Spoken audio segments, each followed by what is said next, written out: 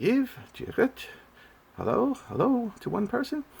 This is Seamus van Yachtens, and I'm going to try and make a series of little videos like this to review what's in progress in Irish for those who need to catch up and who need to review, and that's probably everybody at some point, so that you can catch up and go on and keep learning Irish.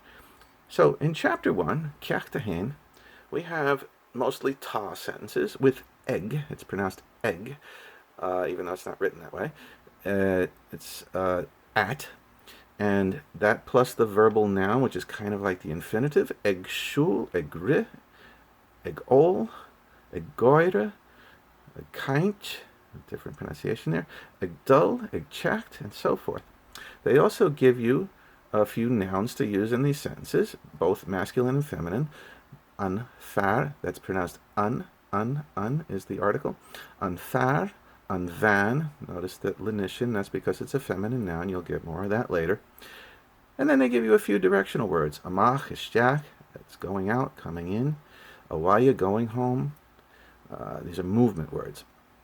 And they give you the question word ke. They say ke ta ikshul, who is walking? Now, if you look up K in the dictionary, it's K a ta, which is really what's supposed to be there. This ta here is like you dropped out the A and put an apostrophe before it.